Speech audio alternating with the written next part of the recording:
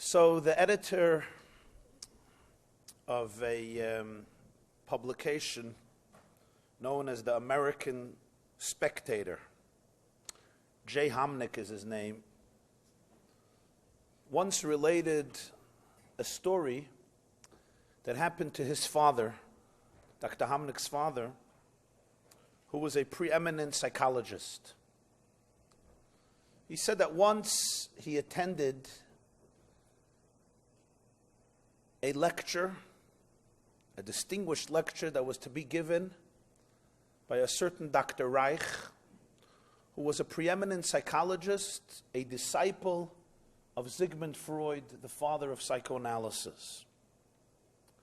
The topic of the discussion of Dr. Reich was, why is it that so many cultures, peoples, religions have in the genesis of their story a major flood that destroys humanity or much of humanity, after which a new civilization is built, beginning from the Bible, the Hebrew Bible, to many other cultures and traditions. There's always this myth, Dr. Reich said, about a flood. And he explained it, of course, from a Freudian perspective. How deep down in the psyche of every human being, we have a very deep fear of annihilation. Sometimes it's repressed, sometimes it's on the surface, but it's there. And therefore, we project that fear onto reality, even if it's something of the past, and every culture is naturally compelled to create that type of myth, where there was a flood, like the Bible, and like so many others. That is the reason for the flood story in the Bible and other manuscripts. Dr. Hamnick raised his hand and says, Dr. Reich, may I offer an alternative explanation? He says, sure. Dr. Hamnick says, maybe it's because the flood happened.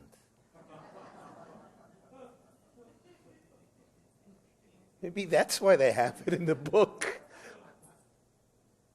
He said there was stunning silence in the room. It was as though somebody said that which you never ever say. The ineffable has just been articulated. The most heretical statement in the history of mankind was just uttered, or so it seemed, from the deafening silence that pervaded the room. Everyone looked at him as though he was a UFO who has just landed from an alien planet. Dr. Reich, the student of Dr. Freud, looked at Dr. Hamnick, and this is what he said. I once heard from my great teacher, Dr. Freud, that we will never know who is stronger, the tiger or the polar bear. You know why? Because they can't live in a similar climate. And therefore, we never have the opportunity to observe them quarreling with each other and determining who is stronger. They never even come together to begin the argument. He says, well, that's you and me, the tiger and the polar bear. We don't even live and operate in the same climate. I open up my lecture with this story because in my mind it captures so much of the exchange or lack of it between two schools existing today in a very potent and powerful way in the United States of America, in Europe, and in many other parts of the world. Call it the camp of the believers versus the camp of the non-believers. Or sometimes people like to pit it as the contention between religion and science. The issue is not debate. The issue is not dialogue. The issue is not even serious disagreement with serious ramifications. The issue is it sometimes seems like that in the name of open-mindedness and absolute freedom of scrutiny and research, the authentic conversation is never really tolerated or embraced. As Dr. Reich eloquently and honestly told Dr. Hamnick, we don't live in the same climate. We don't operate. We don't even fight. We don't even quarrel. I speak a lot at universities. I speak to many young students. I have the privilege of meeting many bright people from different backgrounds, religious backgrounds, formally religious backgrounds, secular backgrounds, very secular backgrounds. Listening, I speak, or unfortunately sometimes I speak, but I also sometimes try to listen, which is not such a bad quality. But in these conversations, I come across a painful reality. I'm sure many of you have come across it either in personal conversation or in reading various materials and so forth. There is a preconceived notion, almost an embedded, unspoken truth, that the acceptance of God's existence is by definition a fundamentalist philosophy and approach. Or it takes a leap of faith, or as they call it, blind faith. What does blind faith mean? You got to be blind. There are people who don't want to be blind. They want their eyes open, wide. They want to see, they want to observe. They don't want to close their eyes. But faith demands you to shut your eyes. Don't look. What do they say? Don't ask. Don't tell. In a different context. And then you can accept God's existence.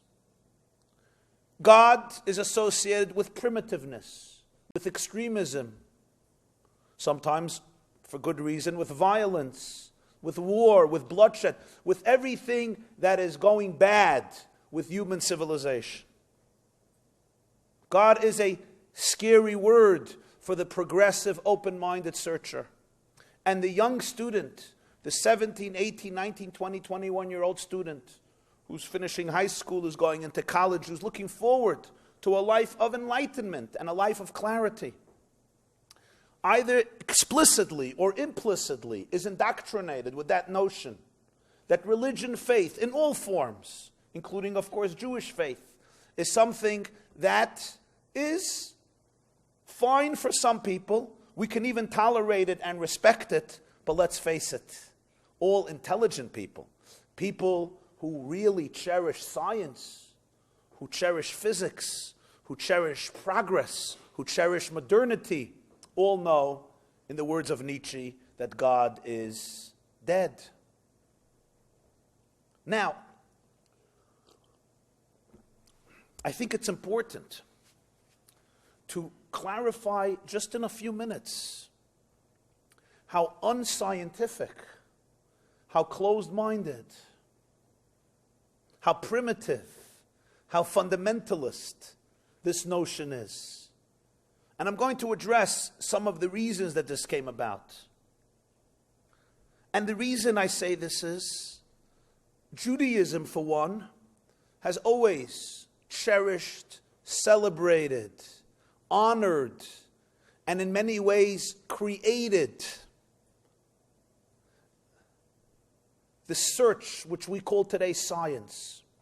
The greatest Jewish sages and scholars who were completely committed to Jewish faith and the Jewish religion were simultaneously not only curious students of science, but infatuated by it, consumed by it, loyal to it. The great Maimonides, who till today is considered the greatest philosopher and the greatest codifier of Jewish law, not only of Jewish philosophy. He lived in the 12th century in Spain, then escaped to Morocco, then escaped to Israel, what was Palestine, and then escaped to Egypt, where he died in 1205, and is till today considered one of the greatest unparalleled scholars, writes in the opening of his halachic work that there's a mitzvah in Judaism to have a relationship with God, love and fear. And the way, how does a person achieve love and awe? From Maimonides, it's the study of science. It's studying the universe. It's examining the universe.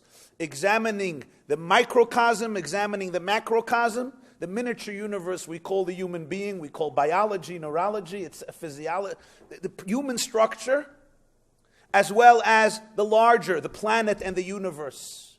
He says, when a person examines this, this is the path to the love and a relationship with God. Okay, other Jewish thinkers argued with Maimonides, but it's an important point to state.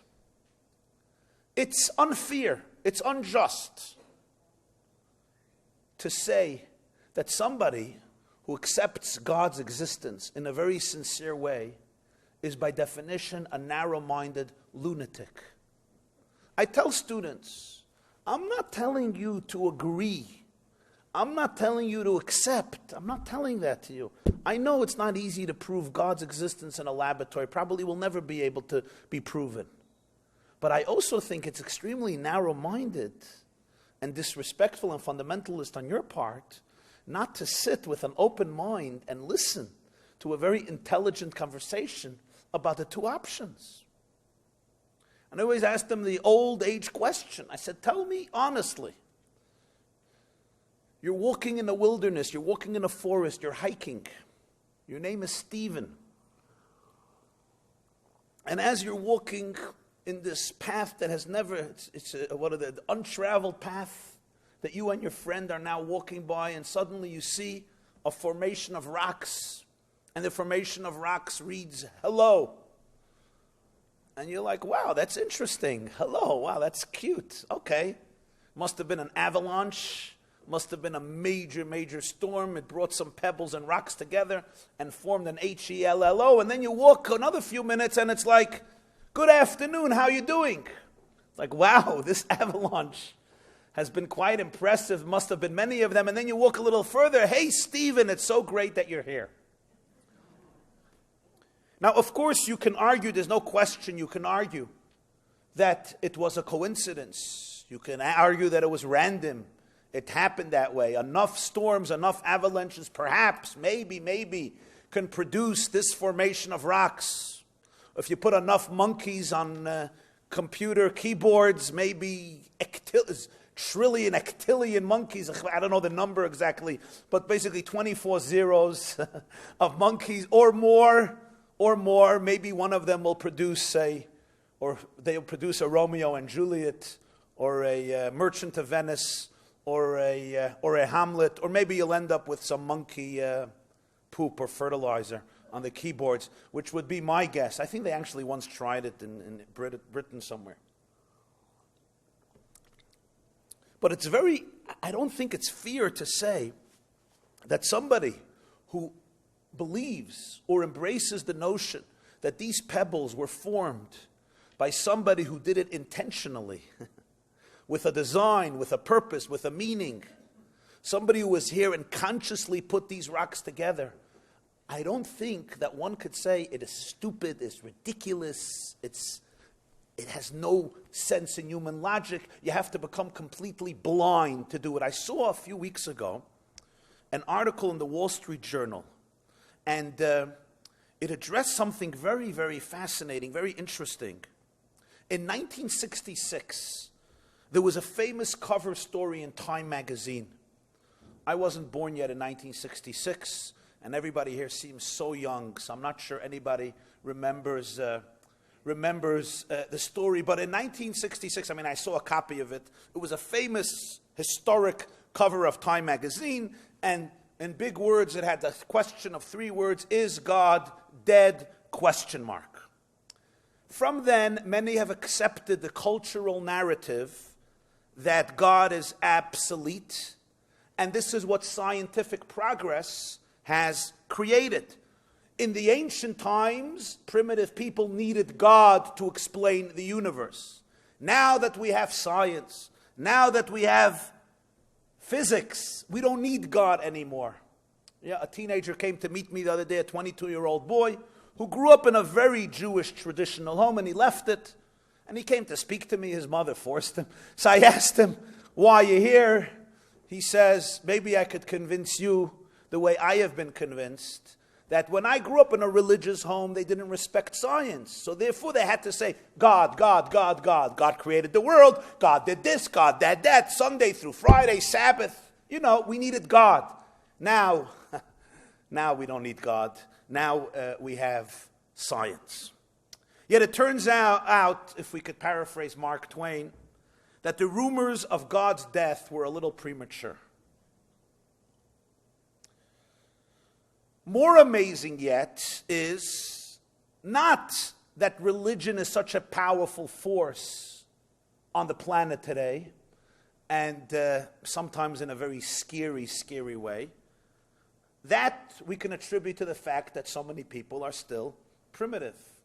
I was watching a debate the other day of Dawkins, I think it was, and he said, you know, it's great, because we owe a lot to Judaism. In the beginning, they believed in many, many gods, polytheism. There were many, many gods, right? There were thousands of gods, hundreds of gods, dozens of gods. You know what the Jews did? They reduced it all to one. He said they're getting there. Finally, they'll get to nothing. You know? From many to one, and then ultimately they'll get to nothing. But the truth is, what is most amazing is that the relatively recent case for God's existence comes from a very surprising place. It doesn't come from the school of religion.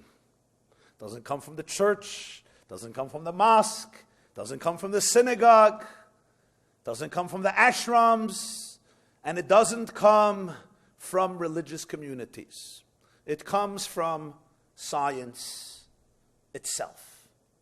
Those who truly follow the path of science, without preconceived notions, with a certain sense of objectivity, may not reach conclusions, but will not be able to doubt the fact that the more we delve into the world of science, the more we delve into the mind-staggering developments in physics, and with each month and each week when progress is made, we are more overwhelmed and astounded by the discoveries. That is where, ultimately, the new idea, a notion of God, emerges. So, here is what this writer writes in the Wall Street Journal. I want to just read a few paragraphs of what he writes, and then I want to move on to the next step.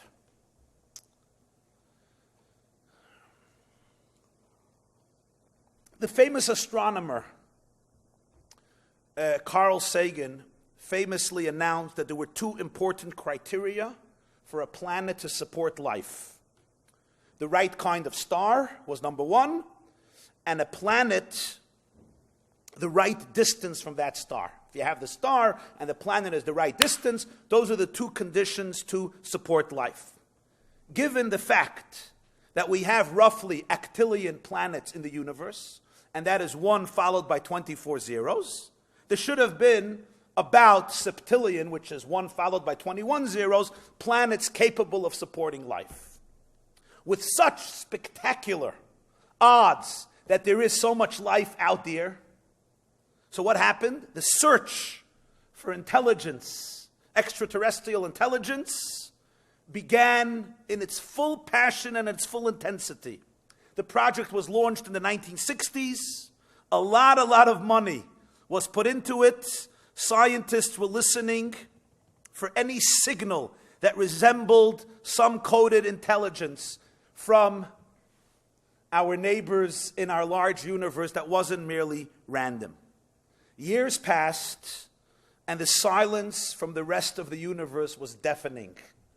It seemed like we were still the ones making the most noise, of course, among us, the Jews, even more than others.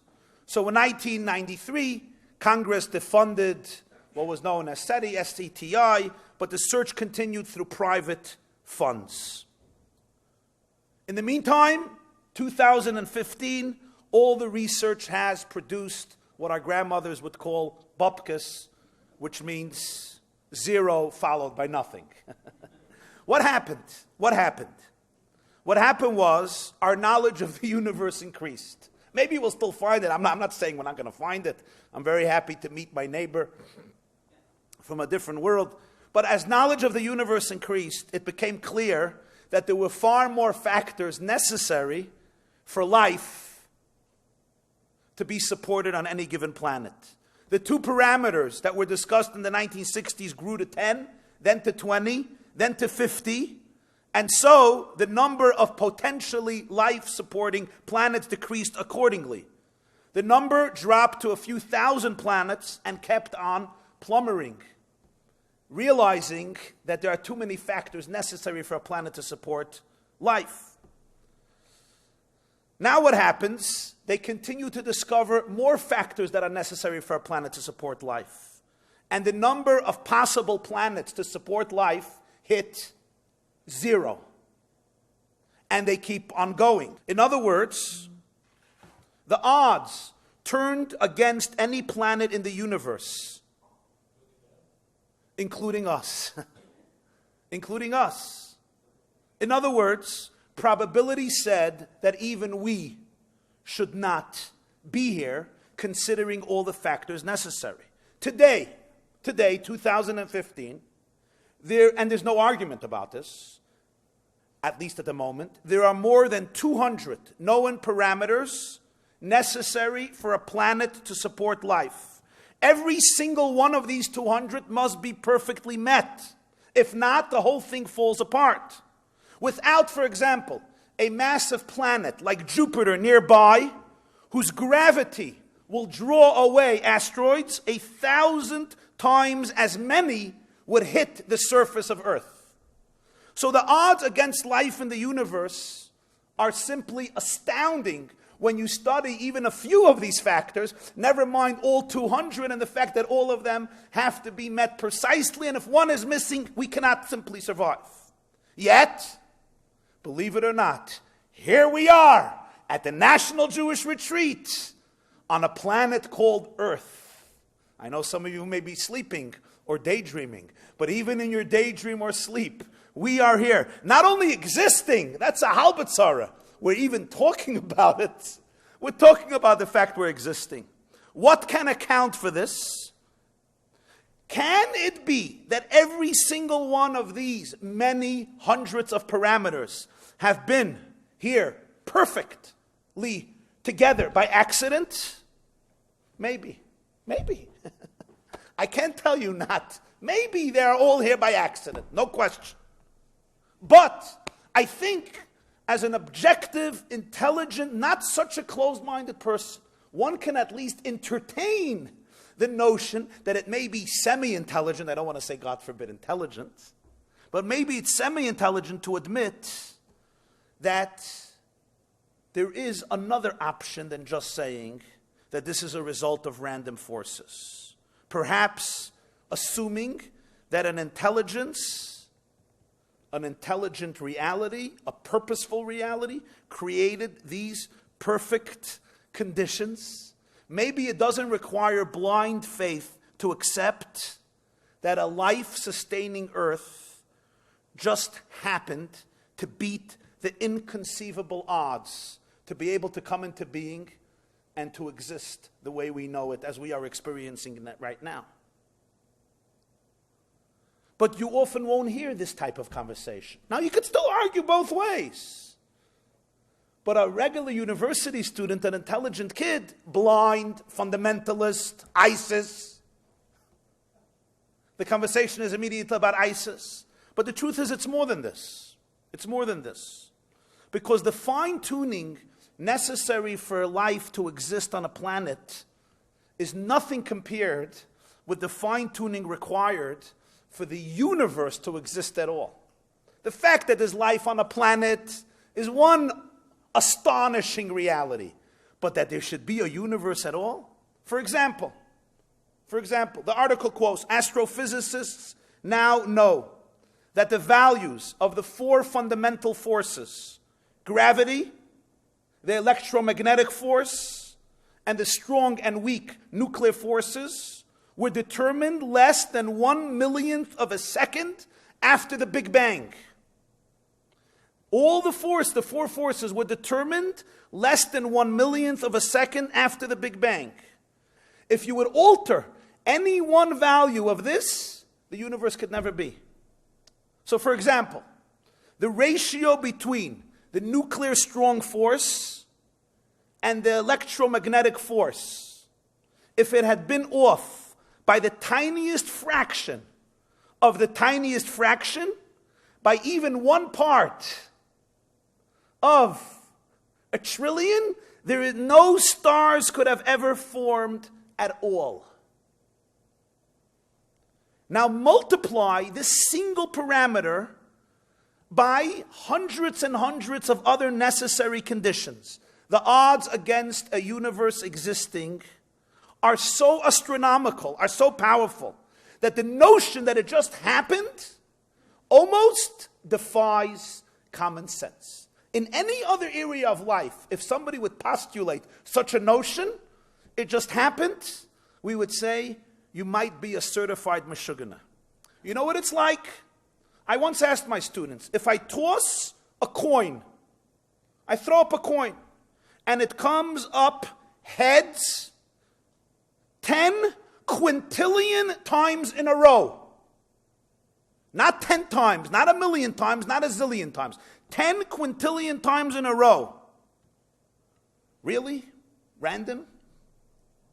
And that's exactly, and much more, what it takes for our universe to simply exist randomly. There was the famous Fred Hoyle who coined the term Big Bang. And he wrote, and I quoted it, I wanted to have the quote, he said, his atheism was greatly shaken at the developments of what he discovered with the Big Bang. A common sense interpretation of the fact suggests that a super intellect has monkeyed with the physics, as well as with chemistry and biology. The numbers one calculates from the facts seem to me so overwhelming as to put this conclusion almost beyond question. The greatest miracle of all times, without any close seconds, is the universe. And within the universe, planet Earth. And every moment of our existence. It's the miracle of all miracles. It trumps every other miracle you have ever read about or heard about. We come to the next question. Okay, great, but who needs it? I mean, fine, so there's a God. There's no God.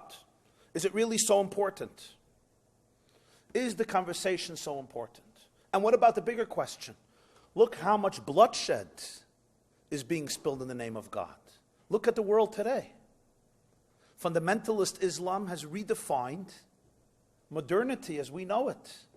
And although some people won't give it a name and won't associate it with religion, but we all know that any major terrorist act, or at least most of them that we observe, sadistic, barbaric torture of human beings, comes from groups who swear in the name of Allah and the name of his so-called prophet Muhammad and are ready to die for it and to kill for it.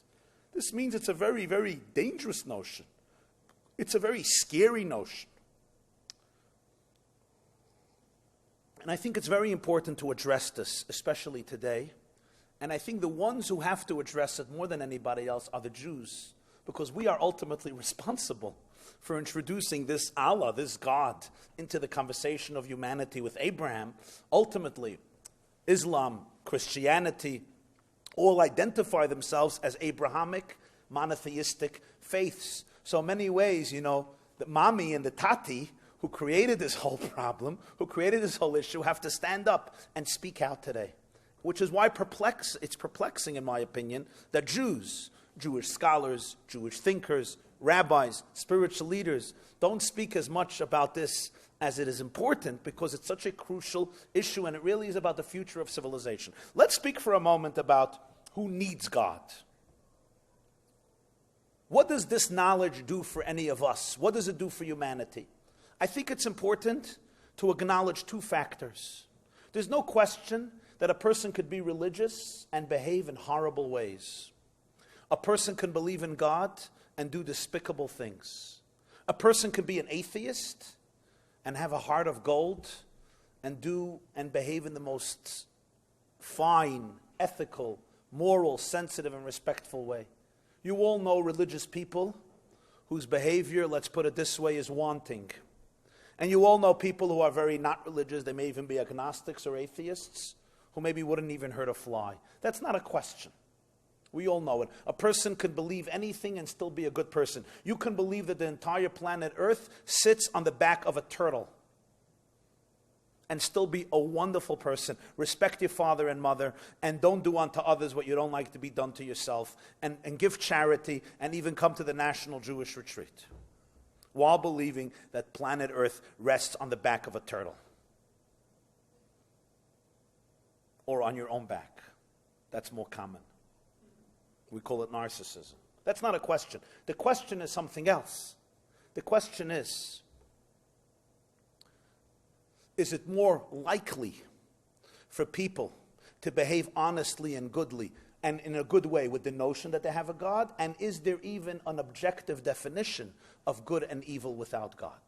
Dostoevsky's famous words, "Without God, everything is permissible," have to be taken seriously, because let's explain it for a moment. I was listening to a radio show some time ago, and this woman called in, the radio show host, and he asked her a question.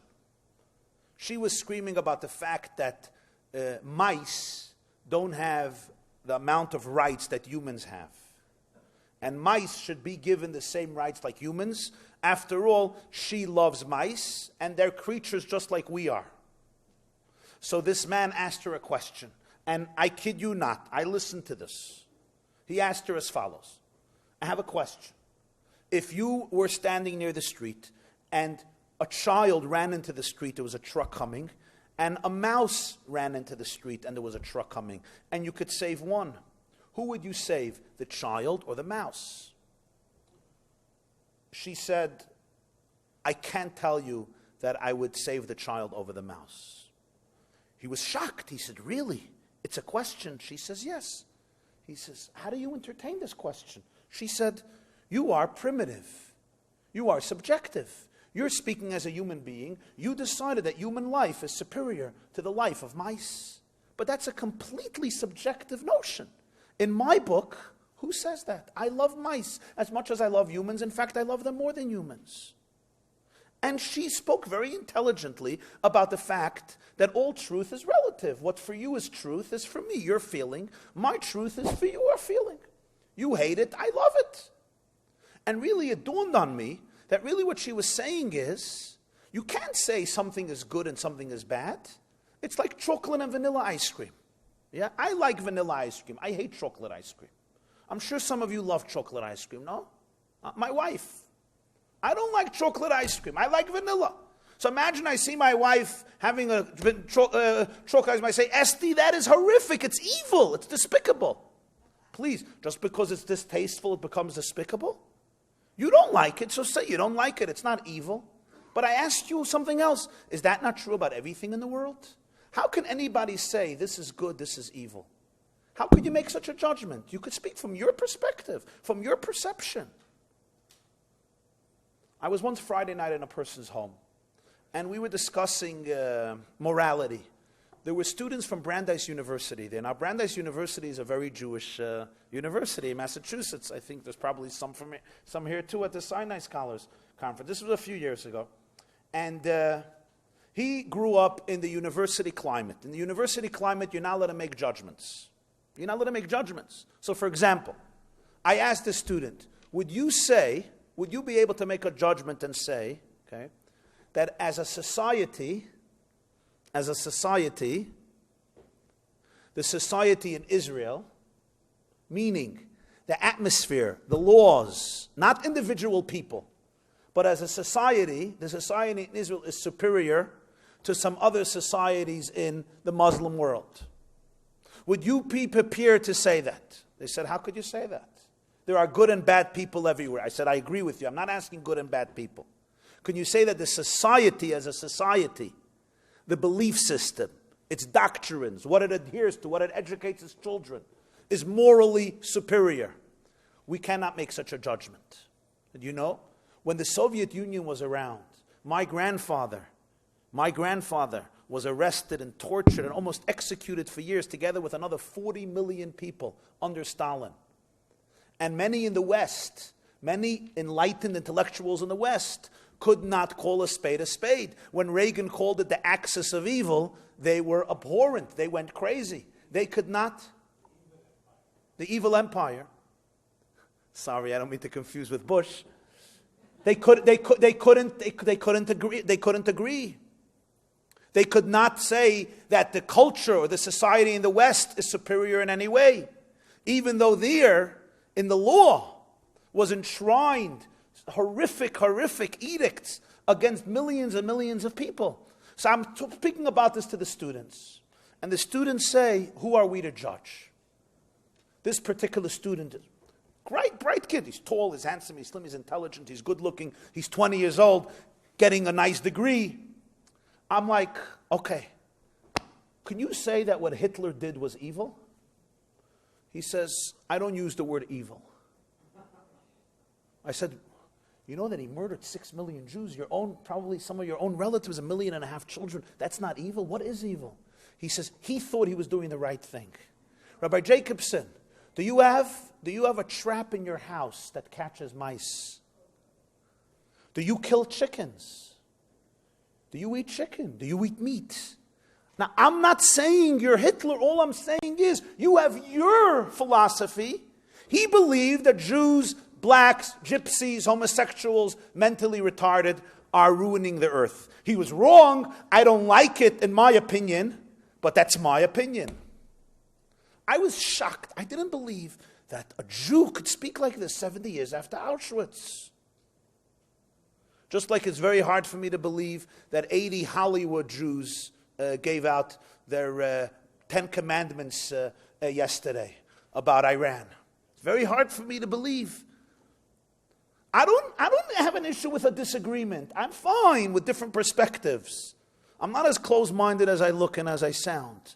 I'm fine. But I'm dumbfounded by an absolute lack of what I think is knowledge of history, believing your enemy when he says he wants to kill you, and basic common sense. Anyway, I'm talking to the student, and he says his, I say mine. Okay, I held myself back. Dinner begins. They serve the different meals, and then they bring out the chicken. I say, you're not going to eat? You're not going to eat? He says, I wouldn't do such an evil thing as eating a chicken. I'm like, wow. You couldn't call the Holocaust evil, but this you're calling evil? How does that work? How does that work? This you call evil, that you couldn't call evil? And then I realized something that's extremely sad. And that is, we have to understand the truth. Without an objective source, transcending any particular human being, defining some things as moral and some things as immoral, there's no way you could say anything is good or bad. All you can say is, I like it, I dislike it. Now, if people were naturally good and saintly, I would say, so what? So we don't have anybody defining it. If people were trained essentially genetically to be saintly and selfless and kind, okay. That's how the program works. Who cares? But we know that people are capable of the greatest and deepest atrocities. We need education to direct people and guide people. You know, they say you could live off credit cards for 3 years without having a dime. But after 3 years, it's going to catch up on you, right? America could still live off the ancient Judeo values that are at the core of America and have sustained this nation for centuries. We could still live off it because there's still a notion of what it means to be a good person, what it means to be an ethical person. But don't take it for granted. Religious people have produced a lot of darkness in this world. But Stalin, who killed 50 million people, spoke in the name of an absolute secular ideology. Adolf Hitler spoke in the name of a secular ideology. Pol Pot spoke in the name of a secular ideology. The greatest arch enemies of the Jewish people and of civilization, who have exterminated dozens of millions of people, spoke in the name of a secular ideology. Which brings us to the question, doesn't religion produce so much violence today? Of course religion produces much violence today, as it has always. But is it true that if we get rid of God, we get rid of religion, there would be no violence? Is that the case? Hitler spoke in the name of religion. Stalin spoke in the name of religion. Mao Zedong spoke in the name of religion in the Cultural Revolution in China. Or in Cambodia spoke in the name of religion. These were all secular ideologies. We fight because that's what people do. The cause of wars in the world is not religion. The cause of wars in the world is people. We fight. We fight about parking lots. We fight about houses. We fight about car keys. We fight about God. We fight about territory. We fight about control. We fight about power. We fight about race. We fight. The human condition is programmed in a way that we get into wars. The wars have begun with the first person. Adam and Eve had 2 children, and the next scene was one killed the other. Why did Cain kill Abel? The Midrash gives 3 reasons. The Bible is not clear about it. The Midrash says 3 reasons. One reason is Abel was born with an extra twin. Cain was born with a twin girl, and Abel was born with a twin girl, and an extra one. So they got into a fight. Who gets that extra girl? Cain said, I'm the oldest, I get 2. Abel said, she's my twin, she's my wife. So he killed Hevel. That's one interpretation. A second interpretation was, they fought, this is what the Midrash says, they fought where the holy temple should be. Cain said, in my place, Abel said, in my place, he killed him. A third interpretation was, Cain and Abel said, we have this whole planet called Earth, let's divide it. Great. So Cain tells Abel, you know what, I'll take the real estate, you take everything movable. Abel said, okay, that works. Cain looks at Abel and he says, you're standing in my real estate, get out of here.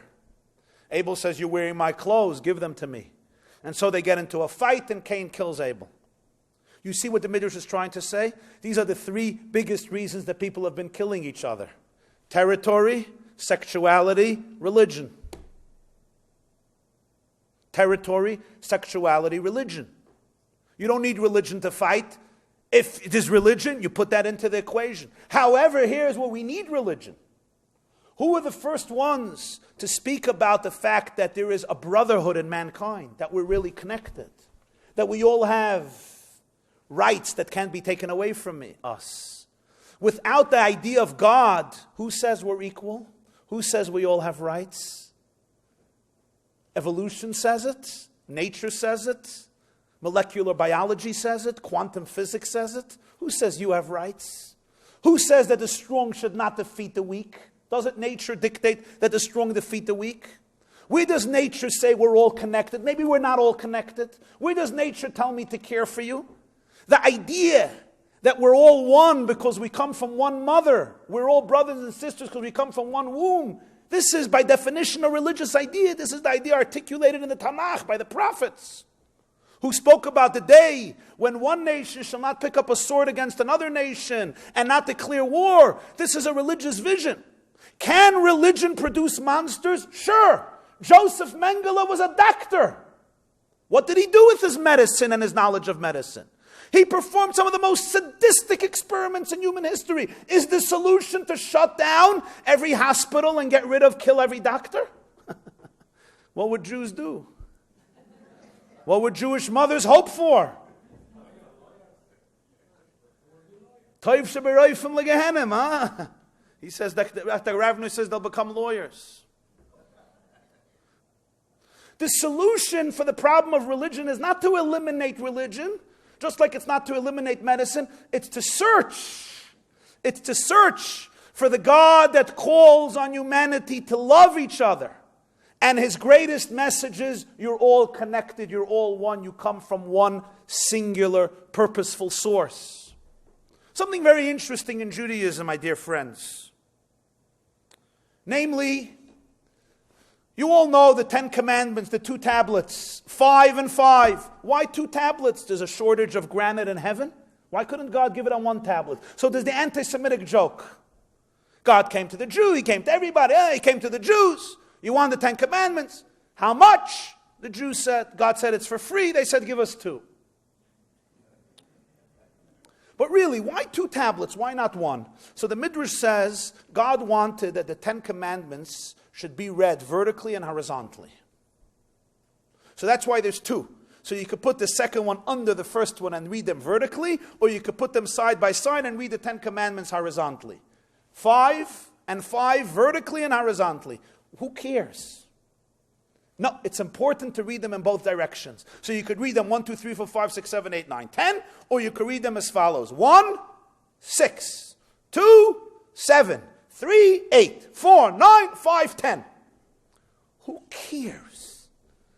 This is the explanation why he gave 2 tablets.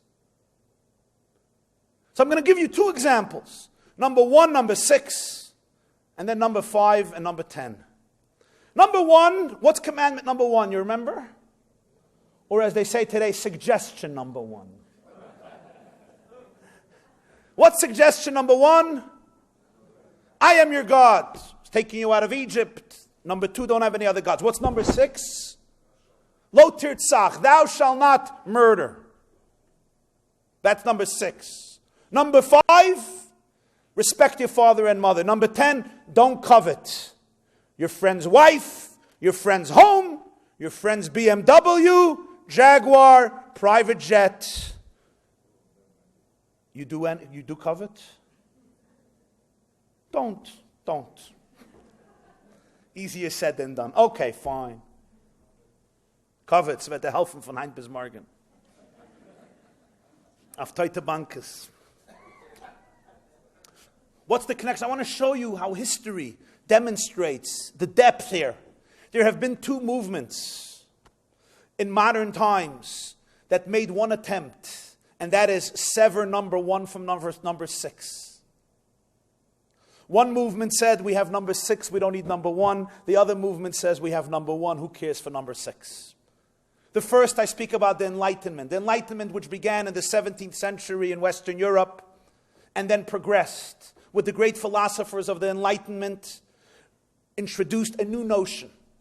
Europe was dominated by the church, by Christianity. The Enlightenment said that if we allow human reason alone to dictate human behavior, we can have an enlightened and progressive universe. The great philosophers of the Enlightenment, whether we're dealing with Hume or Voltaire or Nietzsche or Rousseau or Kant, etc., all highlighted the value of intellectualism, of human reason. It produced the French Revolution in 1789, Égalité, fraternité, etc., the brotherhood, the liberty of man, which is based on human reason. Get God out of the picture. Who needs God? God is the excuse that popes and kings can control the masses. But with human reason, we can truly create a beautiful and noble society. And it was intoxicating. And let's face it, it was promising. And for no one as much as Jews, who suffered so much as a result of religion, Islam, and even more Christianity. People hailed Napoleon as the Messiah.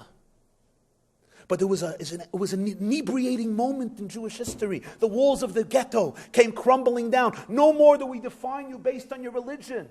People serve according to the wills of their heart. What combines us is a doctrine that combines humanity that is based on individual will and the power of reason. This philosophy said, get rid of number 1, and you have number 6, thou shalt not murder. What a disappointment it has been when 150 years later, the gas chambers were invented by that people that produced the greatest philosophers, most PhDs, greatest musicians, scientists, poets, thinkers. Won the most Nobel Prizes, Germany. And Jews have secularized there more successfully than in any other people. And yet from there came the greatest venom, the worst hatred, the worst evil, unparalleled in the long, bloody annals of human and Jewish history. I still remember that scene in Schindler's List. It's the Krakow ghetto. The SS liquidates the ghetto. You remember the scene? There's a little girl who hides in a piano. She thinks the SS are gone. She comes out of the piano. She trips over one of the keys. The SS in the bottom hear the voice. They hear the sound of music. They run up. They see a little Jewish girl. 3 of them are standing by the door. One jumps over to the piano and starts playing. The other one shoots the little girl dead. As she lay in a river of blood, the third one turns to the executor. Pointing to the piano, he says, "Mozart?" The killer looks at him in disgust and he says, "9, Bach!" How can you be such a moron to confuse Mozart with Bach? As the little girl drowns in her blood. For me, it brought home the truth of it. Not that I needed that scene, but it brought it home in such a visual way. You weren't dealing here with uneducated, primitive barbarians. You were dealing here with people who truly were romantic and cultured and progressive in many ways, and yet, relying on human reason alone, they were capable of producing the most monstrous evil in the history of mankind. Elie Wiesel tells a story. He was once by the Lubavitcher Rebbe. And he asked the Rebbe a question. He said, "How can you believe in God after the Holocaust?" Not a bad question. And you know what? Wiesel survived Auschwitz. Buchenwald. He lost many members of his family. He was born in Sighet. And he said, I heard this from him. He said, the Lubavitcher Rebbe looked at him very emotionally. And he said, "Who do you want me to believe in after the Holocaust? Man? If there's any faith at all left after the Holocaust, it must be rooted in a source that transcends human subjectivity."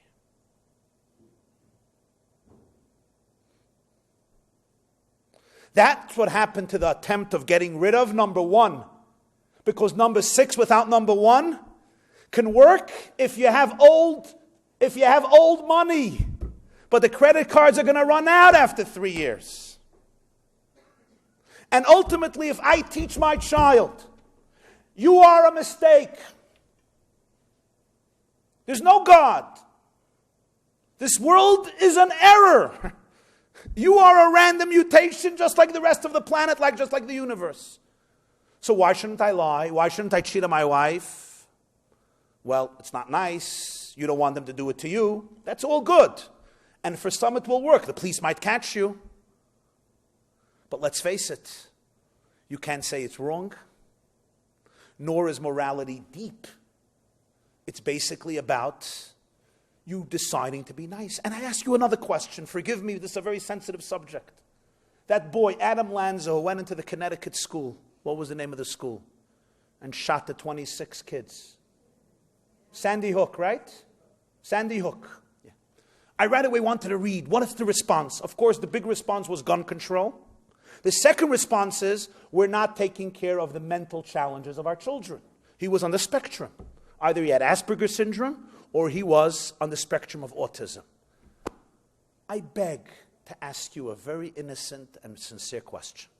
I know many, many people on the spectrum. Asperger's and autism. I know some of them intimately. I have people who are very close to my heart that are on the spectrum. Some more severe, some less severe. But I know that with all their challenges, and they have many challenges, they would never put a bullet into the mouths of 21 children. You know why? They're not completely meshuggah. Because they were educated from the milk of their mother with a notion that there is something called good and there's something called evil. And that you're accountable for it. And there's somebody who watches you and sees you. And you were created by this being to do good and to abstain from evil. So that every fiber of their being is permeated with this. There are complete meshuggahim who are not in control of themselves. Adam Lanza was not one of them. We don't speak about what matters. Speak about education, values. You're not educating kids with real values. Gun control is an important conversation. Mental health care is a critical conversation. But the most vital conversation is, what am I telling our youngsters about being nice to people, about values? This depends on the question if we eliminate God from our schools, from our houses, from our societies, from our public conversations, from our meals. That's why we need it. Is ISIS the alternative? ISIS feeds off a void First of all, they feed off their own indoctrination, and they feed off a void of people who are looking for meaning and empty and succumb and sell their souls to the heinous evil that ISIS today produces, which is unfathomable and brought us right back to the Middle Ages, the way they torture and destroy people. And I conclude finally with this thought. I think we have to remember, we have a lot of depression in our midst today, a lot of depression. Speak to many youngsters, you all know this from our own lives, our kids' lives. A lot of depression. And the depression is not coming because our kids don't have what to eat, thank God. Our boys and girls, just like we have things today that our grandparents and great-grandparents didn't dream of. First of all, the time that we have. The prosperity that we have. Even those of us who struggle financially, and may you all not. But we know that the prosperity we have today, thank God, in the United States of America, at least most of us, is far beyond what our great-great-grandparents could even dream of. We do have one major crisis, and that is we have been taught, or many of us have been taught, that our lives are meaningless.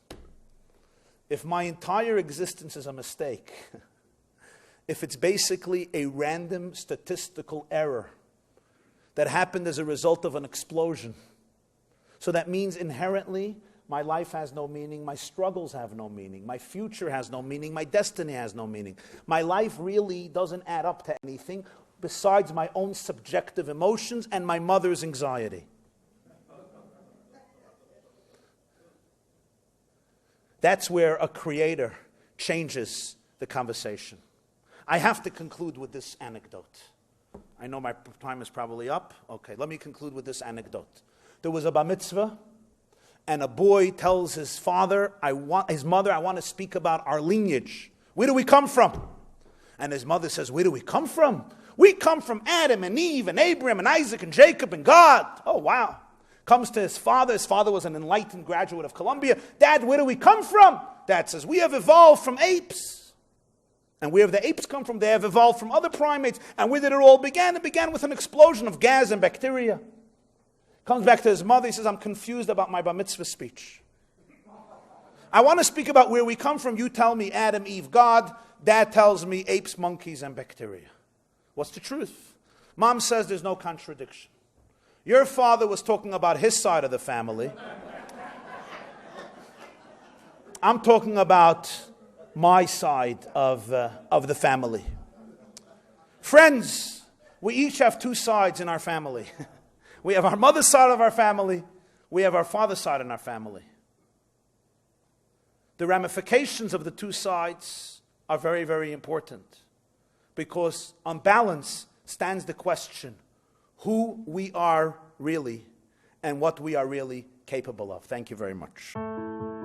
If you liked that video, hit the subscribe button and notification bell below for hours of the best Jewish content online.